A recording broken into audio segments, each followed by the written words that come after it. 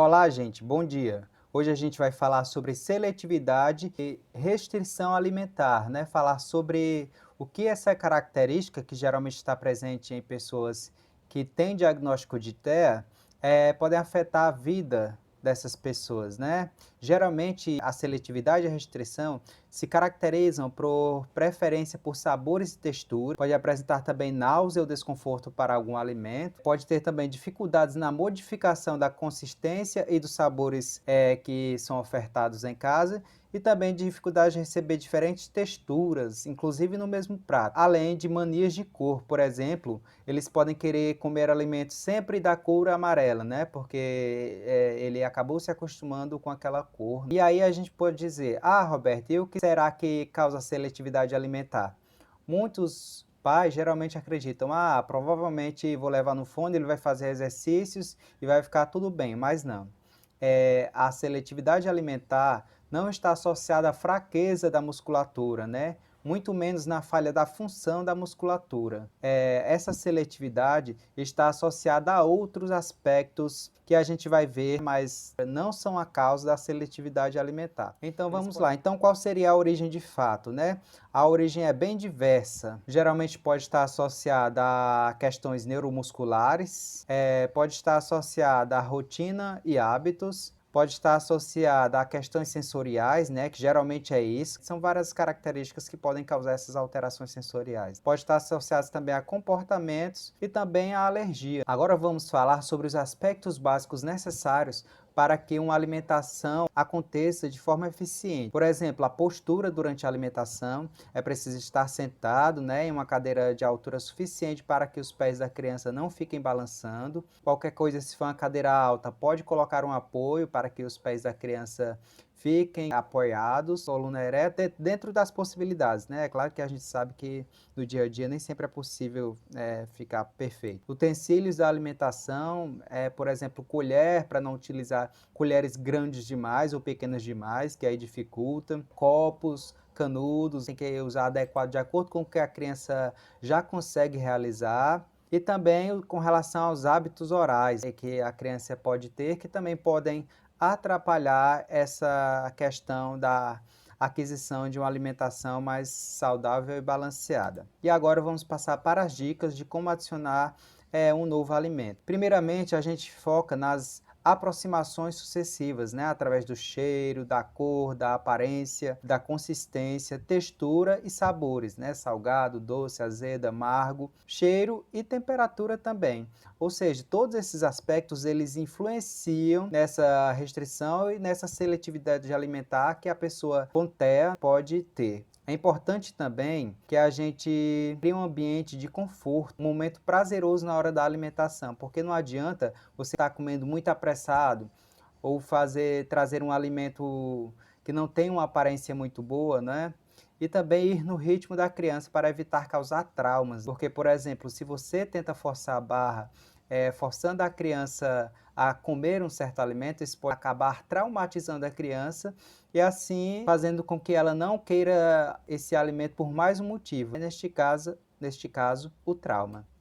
Inserir sempre um alimento por vez. Toda vez que vocês forem tentar adicionar um novo alimento na dieta da criança, vocês colocando um alimento por vez. Não adianta colocar vários alimentos ao mesmo tempo, porque se um já vai ser difícil e aí requer várias semanas e meses para ir adicionando esse alimento, imagina colocar vários alimentos, né, para essas crianças se acostumar com cheiro, gosto, textura e etc. Então vamos com calma, tá bom? Sendo um alimento por vez. É importante também deixar o alimento sempre ao alcance da criança, para que ela possa ter acesso facilitado, para que ela possa explorar o alimento, cheirá-lo, tocá-lo e, se possível, colocar em um prato, separados em locais diferentes, para que não tenha essa misturada, que geralmente é outro aspecto que influencia nessa restrição alimentar. Outro aspecto importante é com relação ao horário e o local de alimentação. Então, é importante ter um local adequado para a alimentação, para que ele já associe, né, e já esteja preparado para iniciar o seu processo de alimentação.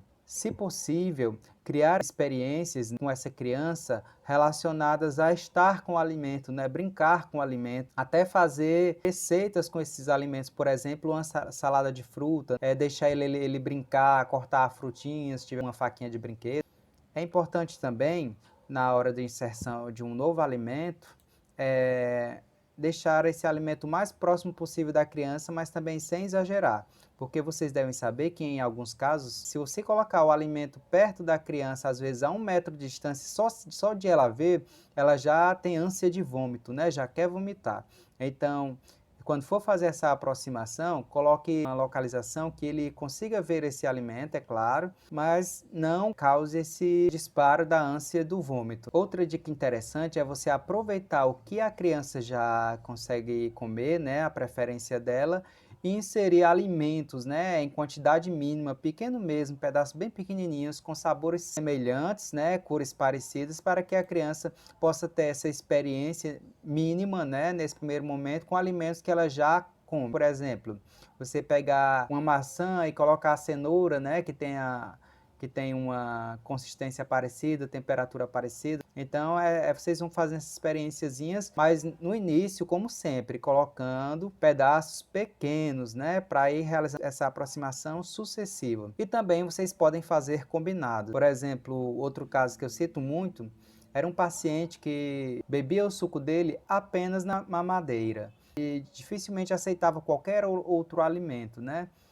E aí o familiar me falou, só quer beber nessa mamadeira e desde criança só bebe suco se for nessa mamadeira. E ele sabe utilizar o copo, ele bebe água no copo, porém quando é suco ele só aceita tomar se for na mamadeira. Ou seja, vocês podem observar que ele não tem exatamente problemas relacionados ao copo. Ele tem problemas relacionados ao hábito, né? Ele sempre teve esse hábito de beber seu suco na mamadeira.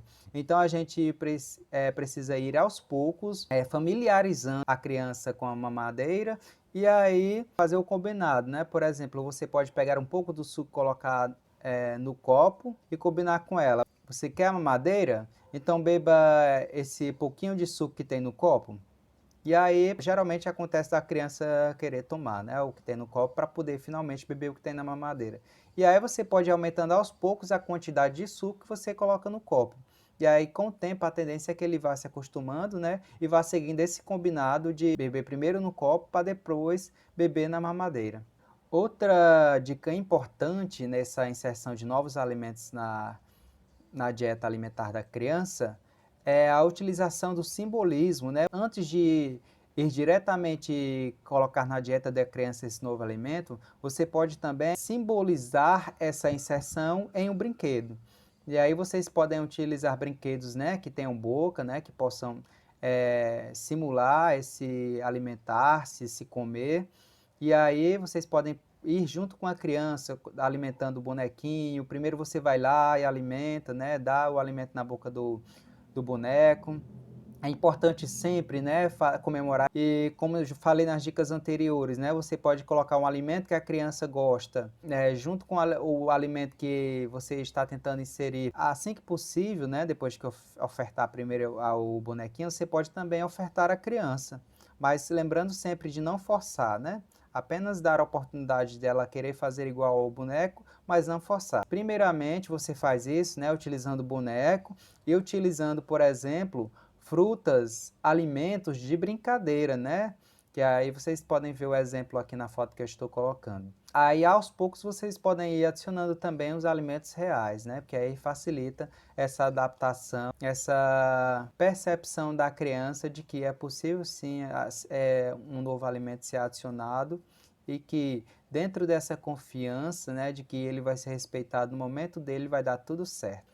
E finalmente, quando devo me preocupar? Primeiramente, a gente precisa estar atento à saúde, né? Se, por exemplo, a saúde da criança está sendo prejudicada porque ela só come um alimento específico, então é claro que essa alimentação não pode continuar assim. Outro aspecto importante é com relação à socialização. Esse aspecto é mais subjetivo, né? Vai mais da impressão dos pais com relação ao que os pais acham se esse hábito alimentar que a criança tem está atrapalhando que ele fique bem em ambientes como escola, com os amigos, né? Por exemplo, se está impedindo dele participar de um certo evento, porque naquele evento não vai ter o item que ele come, né? Então, é importante estar atento a isso também. E também é preciso estar atento à manutenção do hábito. O hábito alimentar é praticável, fácil de manter dentro da família, da escola, da sociedade como um todo.